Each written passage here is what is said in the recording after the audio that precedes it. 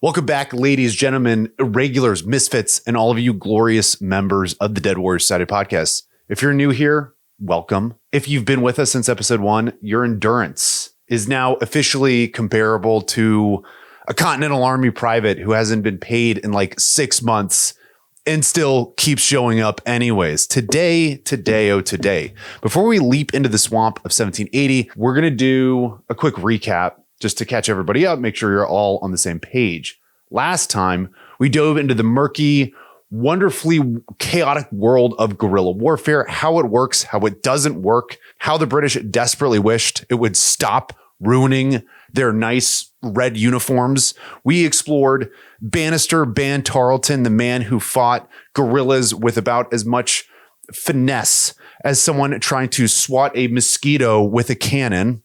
And we broke down how Francis Marion evaded him with a combination of cunning, speed, and what I can only assume was a complete disregard for anyone's sense of, linear geography. Tarleton chased Marion for days, miles, and probably had several emotional breakdowns, only to wind up sweaty, horse-tired, and dramatically proclaiming that the devil himself could not catch Francis Marion. And spoiler alert, he was right. You could drop Marion in the middle of a hedge maze at midnight, and he'd emerge with 3 new horses, a British prisoner, and a plan to burn down a bridge nearby, by dawn. Today, though, today, wonderful day, we move into the delicious chaos of the winter of 1780 to 1781. And this is where Nathanael Greene arrives in the South. He sort of looks around and says something along the lines of, "Dear God, what have I inherited?" Greene and Marion are about to link up, swap ideas, compare notes on how to annoy the British as efficiently as humanly possible, and begin to weave the threads that would help turn the war in the Americans' favor. We're diving into the moment where conventional and unconventional warfare, they shake hands, they share a drink, and decide to wreck the king's supply lines altogether. It's sort of like the buddy cop crossover nobody asked for, but everyone needed. So buckle up, grab your canteen, your white monster, your Celsius, your Zin, tighten your moccasins, and prepare to venture back into the swamp where the mosquitoes are large, the British are confused, and the fox is always one step ahead. Let's get into it.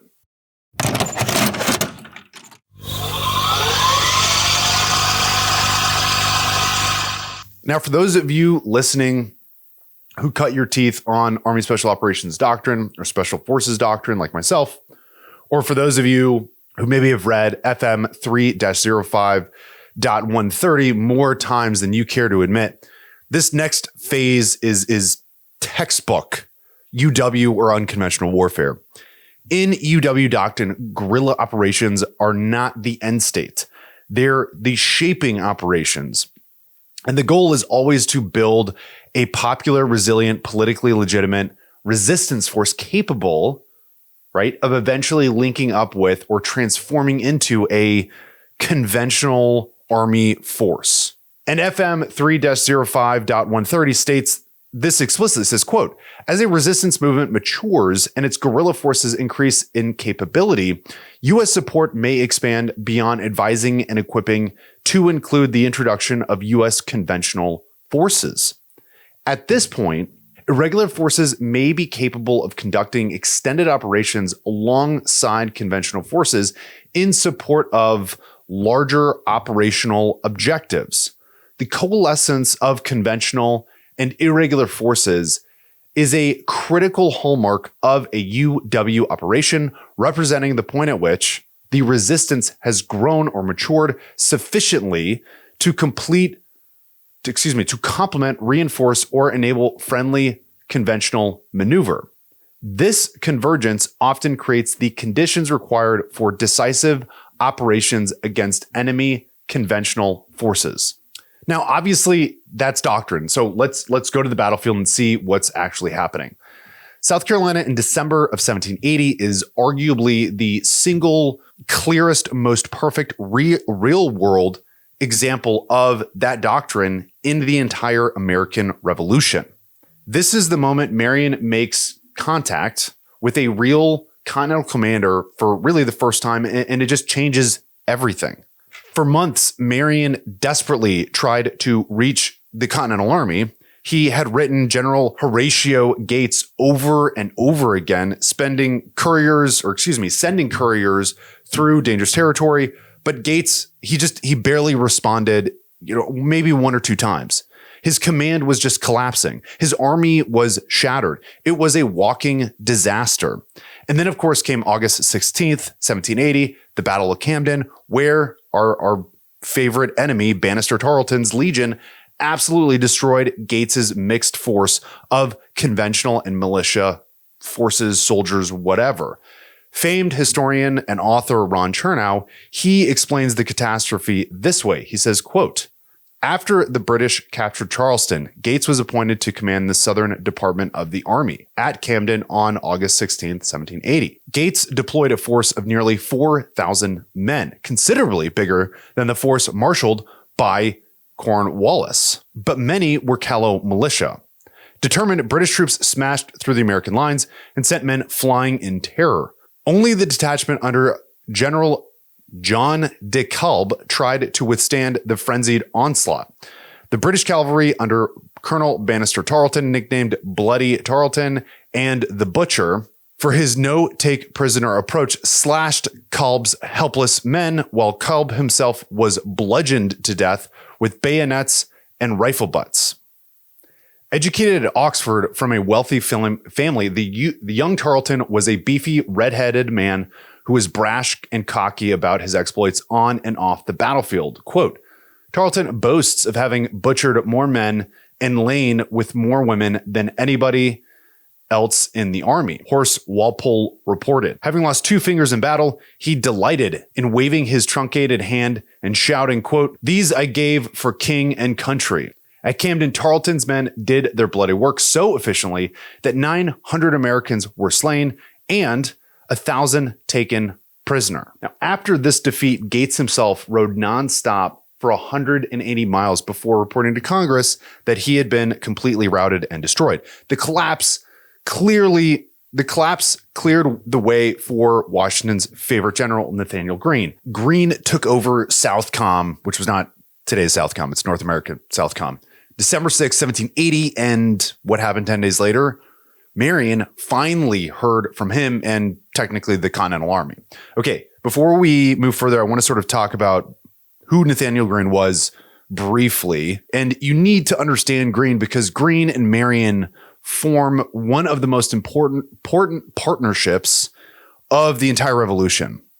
John Aller writes that Greene was, quote, "probably the best military mind in the Continental Army." And what makes this even more fascinating is that Greene had 0 formal military training. This guy's resume, I mean, he's an absolute fucking baller. He was a Quaker up until the point at which he was caught drinking at an alehouse in 1773. And soon after, he formally withdrew from the religious sect or movement. His military education came from reading some 250 volumes from his personal library. Nathanael Greene should really be kind of like the poster child of the Dead Warrior Society. So he begins his career in the military as a private in the Rhode Island militia, but he's quickly promoted to Rhode Island State, Major General. And then he's promoted to Continental Brigadier General. And then he's promoted to Continental Major General. And this is all before the age of 33. This is the man Washington turned to more than anyone else. And this is the man now writing to Marion. Greene's letter to Marion is one of the most affirming, consequential moments in the Southern campaign. And I'm going to read a huge portion or part of it just because it really captures Greene's respect for Marion and his understanding of the situation perfectly. Moreover, from a tactical standpoint, Greene actually accomplishes quite a bit. And for my guys who are or were in special operations, A lot of this is going to sound very familiar. He first builds rapport with Marion by congratulating him on all of his success. And then he begins to give him tasks or tasks him out, both in terms of just like military and intelligence gathering. And finally, he does a little bit of tradecraft training. He says this, quote, "Your services in the lower part of South Carolina in aiding the forces and preventing the enemy from extending their limits have been very important. And it is my earnest desire that you continue where you are until further advice from me. Your letter of the 22nd of last month to General Gates by Captain Melton is before me. I am sorry I have it not in my power to order a supply of clothing to Captain Melton. There is none with the army. Ammunition, I am told, is gone to you since you wrote. I am too little acquainted with the medical department to give you any answer respecting a surgeon. But if it is possible to comply with your wishes, it shall be done. I am fully sensible your service is hard and sufferings are great, but how great the prize for which we contend. I like your plan of frequently shifting your ground. It frequently prevents a surprise and perhaps a total loss of your party. Unlike a more permanent army can be collected than is in the field at present, we must endeavor to keep up the partisan war and preserve the tide of sentiment among the people as much as possible in our favor. Spies are the eyes of the army, and without them, a general is always groping in the dark and can neither secure himself nor annoy his enemy. At present, I am badly off for intelligence. It is of the highest importance that I get the earliest intelligence of any reinforcements which may arrive at Charleston or leave the town to join Lord Cornwallis. I wish you, therefore, to fix some plan for procuring such information and for conveying it to me with all possible dispatch. The spy should be taught to be particular in his inquiries and to get the names of the corps, strength, and commanding officer's name, place from whence they came and where they are going. It will be best to fix upon somebody in town to do this and have a runner between you and him to give you intelligence, as a person cannot make these inquiries without being suspected who lives out of town. The utmost secrecy will be necessary in this business. All of this is huge. Greene just officially validated Marion as sort of this pseudo commander of all partisan activity in South Carolina. And effectively, he made him the Continental Army's director of intelligence in the region. But Marion, he has his own concerns. He wrote back requesting 100 Continental troops, stating bluntly that the militia could not be relied upon without the presence of real regulars. And again, this speaks back to the UW doctrine that we talked about in the beginning. He also informed Greene that spies would not work for IOUs, cash only. And I mean, welcome to HUMINT, or human intelligence for you guys who don't know the acronyms. Okay, driving on, we're going to pivot a little bit and talk about the winter base. As winter sets in, Marion moved his forces into their version of a guerrilla base, what in modern terms or doctrine is often referred to as a G base on Snow's Island. This wasn't a cozy encampment. It was a swamp fortress, 3 miles long, 2 miles wide, flanked by the PD River and Lynch's Creek. 19th century Marion biographer William Gilmore Simms compares Snow's Island to a medieval stronghold. He writes, quote, "In this snug and impenetrable fortress, he reminds us of the ancient feudal baron perched on castled eminence.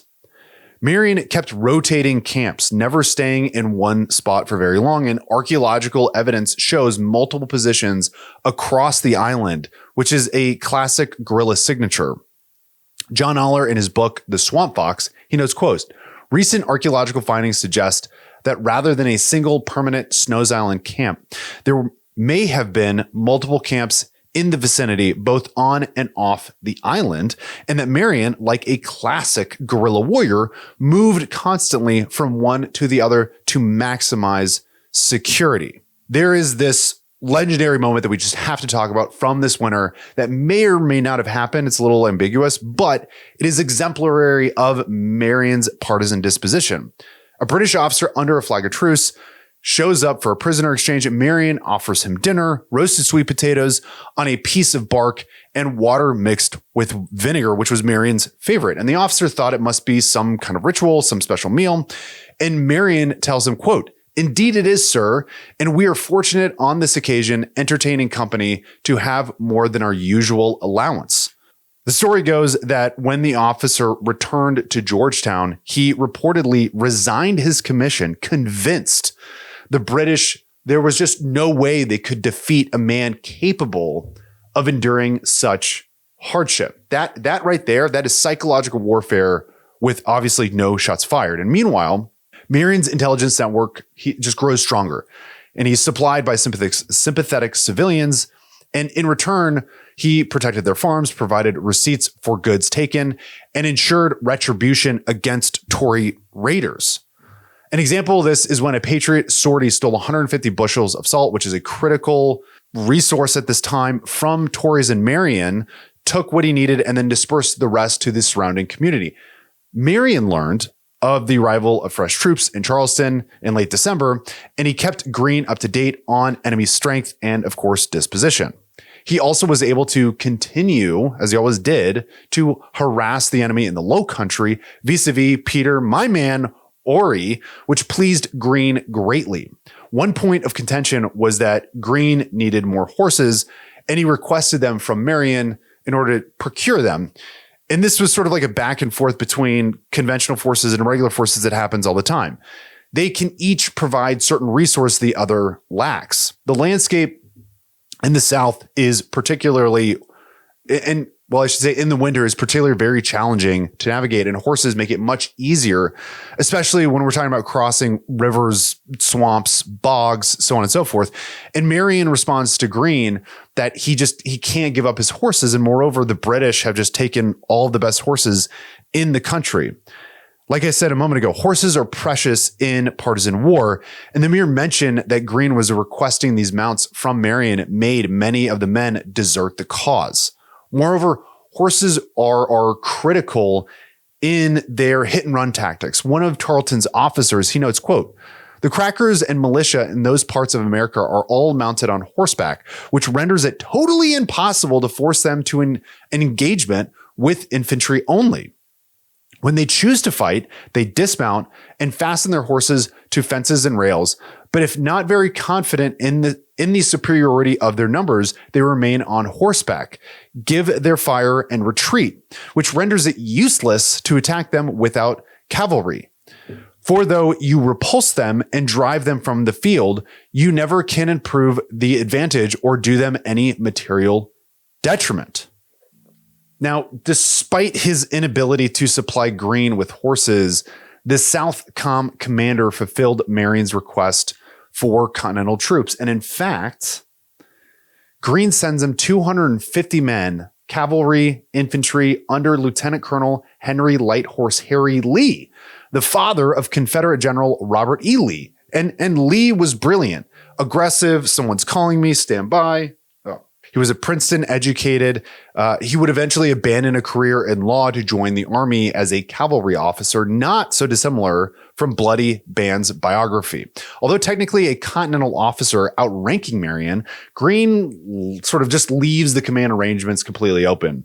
Marion recently was promoted to Brigadier General of the South Carolina Militia, and therefore, in his eyes, should retain operational leadership and command. And surprisingly, the two men with radically different personalities worked extremely well together. Their first major target was Georgetown, which, if you've been watching the show, you know is Marion's white whale. On January 22nd, they tried again, but without artillery. Taking the fortified town was it was impossible. And unlike many commanders of the era who threw men into hopeless charges, Marion and Lee refused to waste lives in the lives of their men. And Lee writes this, quote, "Marion and Lee were singularly tender of the lives of their soldiers and preferred moderate success with little loss to the cost of their brilliant enterprise, with the destruction of many of their troops." This is a really crucial point we have to get into. Guerrilla warfare values manpower above battlefield glory.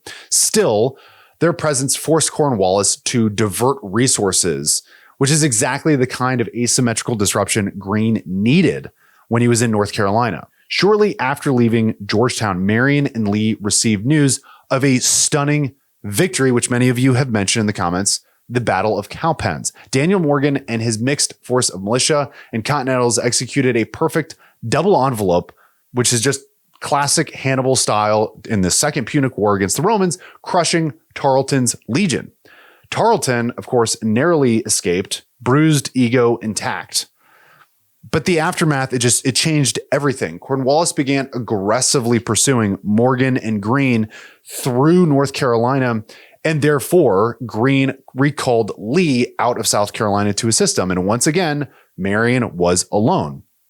Sumter, the Gamecock, briefly re-entered the field, and as usual, him and Marion clashed in terms of their personalities and their approach to war, and their partnership was deeply strained. And by March 1781, Marion was the only significant partisan commander still actively fighting in South Carolina. And this is when the British decide to end him, or at least try, but they can't because they suck. Lord Rawdon saw his opportunity. Greene was in North Carolina preparing for a major engagement. Lee, he was gone. Like I said a moment ago, Pickens and Washington were engaged elsewhere, and Marion was isolated. So Rawdon deployed Lieutenant Colonel John Watson, Tadwell Watson, who was the commander of the elite 3rd Regiment of Foot Guard. Watson, like many of these guys, he was 32, skilled, aggressive, and had a really bad reputation for dueling his own officers. And he literally stabbed one in the arm, nearly killing him.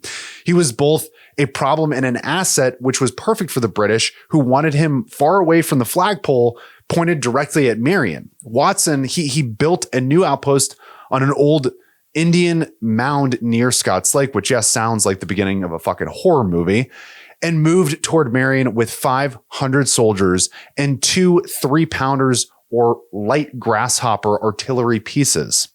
He also had a loyalist unit under the command of Major Doyle maneuvering from the opposite direction, hoping to trap Marion in a pincer movement.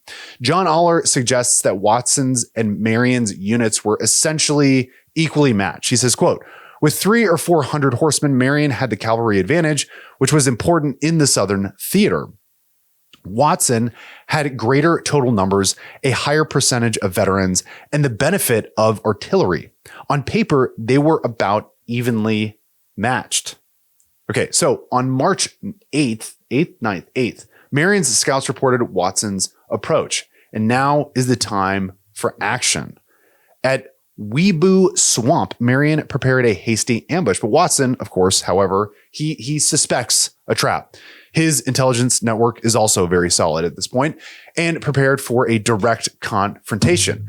This would be the first conventional stand-up fight for Marion's militia. This was a major moment for Marion and his guerrillas, and it was the first time they'd come face to face with a British opponent or the British army. There was no raid, no ambush, no hit and run tactics, just frontal assaults, hard-hitting killing. John Aller again notes the intensity of the moment. He says, quote, this was high noon for Marion's brigade, the moment that would separate all that had come before from all that lay ahead. There would be no hit and run at Weeboo, no guerrilla ambush, no turning back. The time had come for Marion's men to test their mettle in open battle. Cue, We Will Rock You.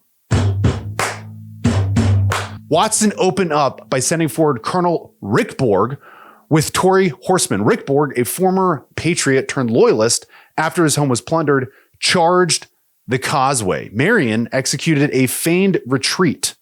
Waiting in the tree line was his man, Captain Peter Ory, Marion's iron-willed, battle-hardened commander who deserves far more fame than he gets. If this was a modern conflict, Ory would literally have 24 medals of honor. That's a separate issue. When Rickborg's cavalry reached the woods expecting the rebels to run, Ory's men held firm. One contemporary noted that the enemy was, quote, they came dashing up, expecting to find us all in confusion and disorder, but in their astonishment, we were ready for the attack. And perceiving this, they called a halt, at which time Marion and Ory ordered a charge. Ory's countercharge drove the Tory cavalry backward, straight into the range of Watson's artillery. Now came something Marion's men had never faced. fucking grape shot, a man-sized shotgun blast. They fell back across the narrow causeway under fire. And this is where one of the most legendary single acts of bravery in the Southern campaign occurred. Private Gavin James, a massive, powerful militiaman mounted on a gray horse, turned to cover their retreat.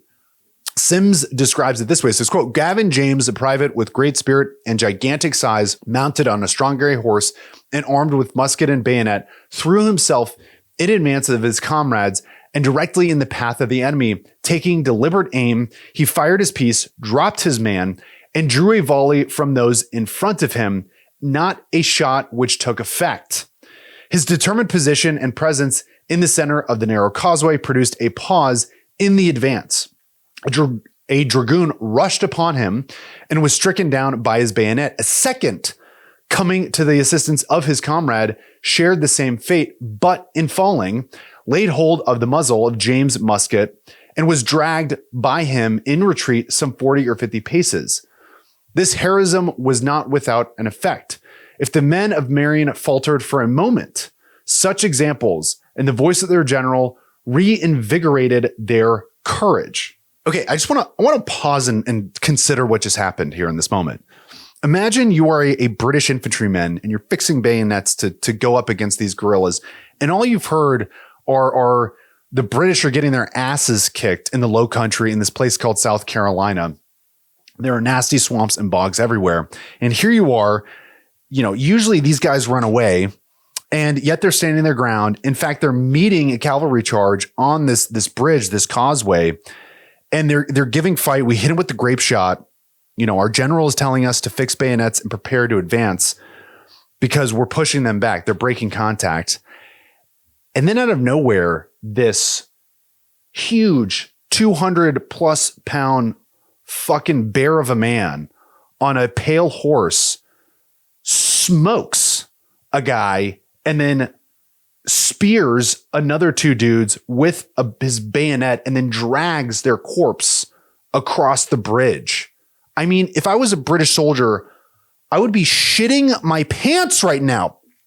God, it's awesome. God, yeah. Okay, sorry about that. I'm back. All right.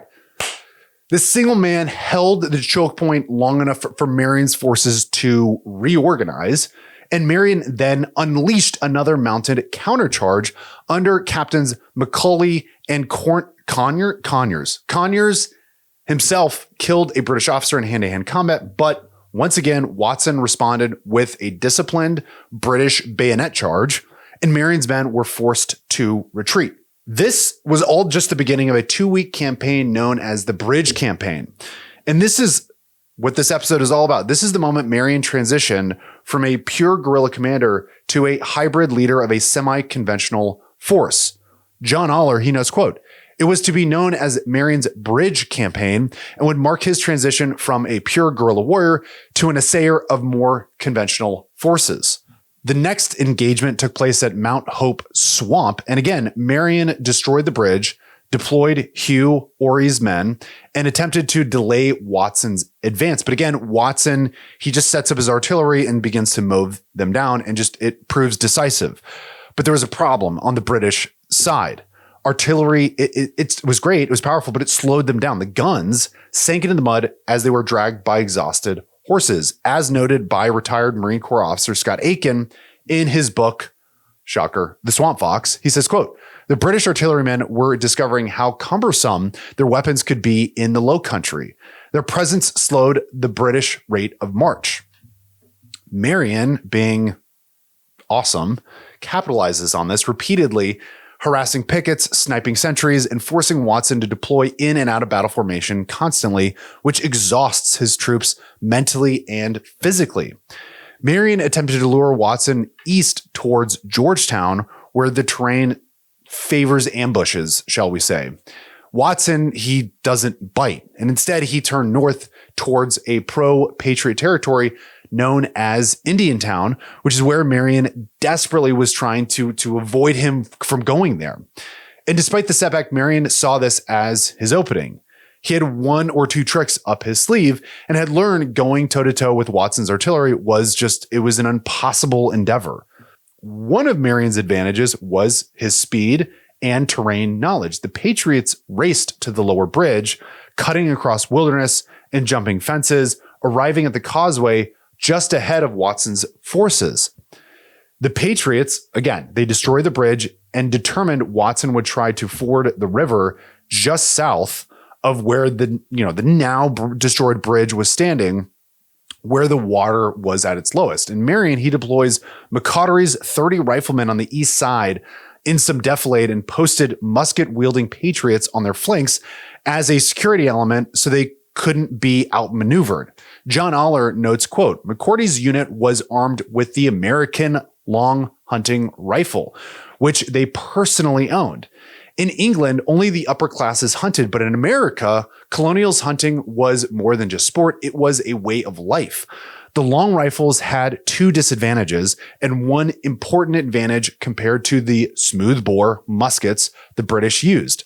Unlike muskets, rifles could not support a bayonet and took longer to reload, which a minute or two compared to the 15 seconds for the musket. This made riflemen vulnerable to the customary British bayonet charge. However, the American rifles were far more accurate at longer ranges, owing to their spiral grooves that spun the ball as it left the muzzle.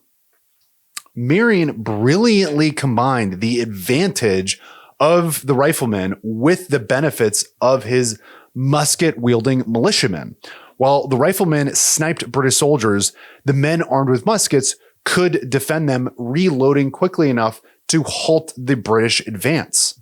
After Watson's forces arrived, he quickly set up his artillery, and once again, he attempted to dislodge the Patriots as he had done before within their fighting positions, but because of the defilade, the grape shot went over the riflemen's heads without effect. After seeing his artillery just wasn't going to work, it was useless, Watson sent forward his infantry, led by a sword-wielding officer who was immediately shot in the chest.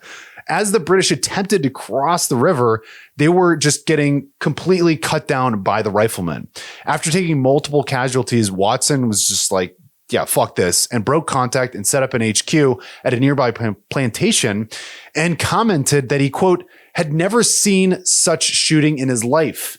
Marion wasn't done. He deployed his riflemen again to harass the British at the plantation, ordering them to shoot sentries and pickets once again. A Sergeant MacDonald climbed a tree and shot British Lieutenant Turiano in the knee from a distance of 300 yards. The tables had now been turned. Watson was now scampering away as Marion and his men chased him through the countryside. Marion continued to harass Watson as they made their way towards Georgetown to gather much needed supplies and rest. The two armies, they continued to engage one another until finally Watson was just utterly devastated and limped into Georgetown. Marion, at this point, he too is tired. He disengages at this point, and due to the fact that his men were low on supplies and had been just on the run for weeks. John Aller notes that Watson's casualties were in the dozens, while Marion's were minimal. Watson was incensed, bitching and moaning about the Patriots' style of warfare. He said, quote, "They will not sleep and fight like gentlemen, but like savages, and are eternally firing and whooping around us by day, and by night waylaying, popping at us from behind trees." Marion's bridge campaign against Watson indicates Marion's ability to evolve his unit from a mounted militia irregular force to a pseudo-sophisticated conventional unit. He brilliantly identified their strength and their weaknesses and took advantage of their terrain knowledge, speed, and specialized corps of riflemen to turn the tables against Watson's artillery and bayonet-wielding infantry. As noted by Aiken, quote, "Using the correct weapons and taking maximum advantage of the terrain is an unbeatable combination." Now, despite their victory and obvious huge success, the British had another trick up their sleeve. While Marion was harassing Watson, Doyle, if you remember him, had located their G-base on Snow's Island and destroyed it. This was devastating to the Patriot cause. Many of Marion's men left in droves until he was down to a mere 150 men. Before others left, Marion gave a rabble-rousing speech imploring them, his men, to not give up hope. And with all but one, they decided that they would stand by his side and never leave. He was short on ammunition, supplies, and obviously men, and Marion held counsel with his officers and considered egressing out of the Williamsburg area to try and link up with Greene in the north. But as these things tend to happen, fresh news arrived from North Carolina. Greene had stymied Cornwallis and had deployed Lee back to South Carolina to link up with Marion once again. And just like that, the tables had turned once more. And that, warriors, is where we're going to pause here for today.